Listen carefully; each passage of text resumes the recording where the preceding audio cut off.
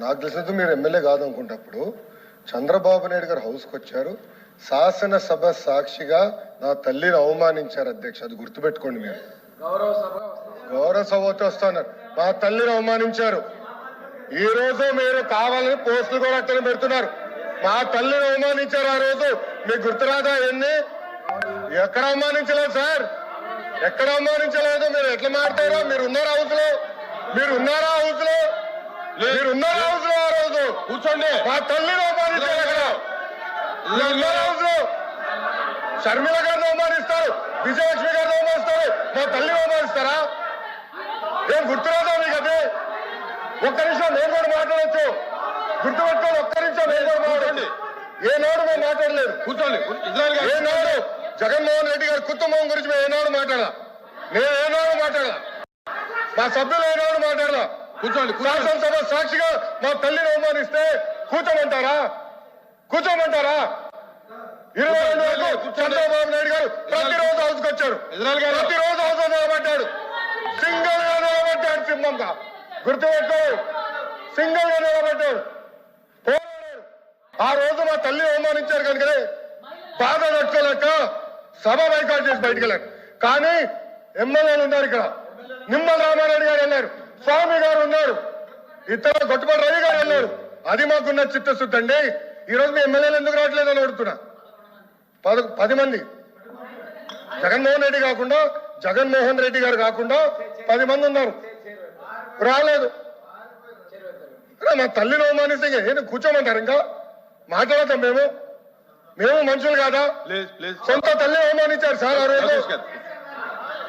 మాడుకున్న కూర్చోమంటారు. అయితే తెలియకుండా ఏదంటే అది మాడితే ఎట్లా అధ్యక్ష? ఎందుకు ఆ రోజు బైకాట్ చేస్తారో మాకు తెలుసు. నేను అక్కడే కూర్చోండి. కూర్చోండి. కూర్చోండి ప్లీజ్ ప్లీజ్ ప్లీజ్. ఎల్ఓపి గారు, ఎల్ఓపి గారు. ఎవరు కుటుంబ సభ్యుల్ని ఎవరు అవమానించినా సరే ఎవరు కూడా ఉపేక్షించేది లేదు, సహించేది లేదు. దాన్ని ఎవరు సమర్థించేది కూడా లేదు. దాన్ని ఎప్పుడు కూడా సమర్థించాం దాన్ని.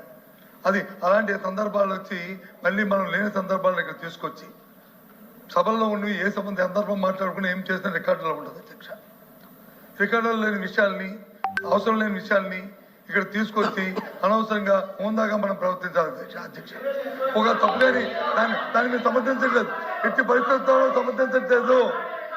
ఎట్టి పరిస్థితుల్లో సమర్థించట్లేదు అన్నారు. ఎట్టి పరిస్థితుల్లో సమర్థించట్లేదు. సమర్థించట్లేదు అంటారు సార్.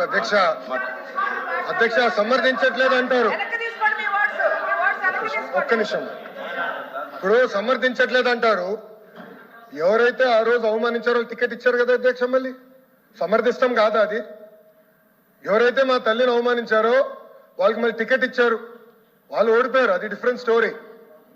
బట్ టికెట్ ఇచ్చినప్పుడు సమర్థిస్తాం కాదా అధ్యక్ష? అది ఎట్లా మారుతారు అధ్యక్ష? ఎల్ఓపి గారు దయచేసి ఆలోచించమని కోరుతున్నా. ఆ రోజు సమర్థించారు, టికెట్ ఇచ్చారు, ఓడిపోయారు ఆ వ్యక్తి. దానికని ఏమంటారు అధ్యక్ష?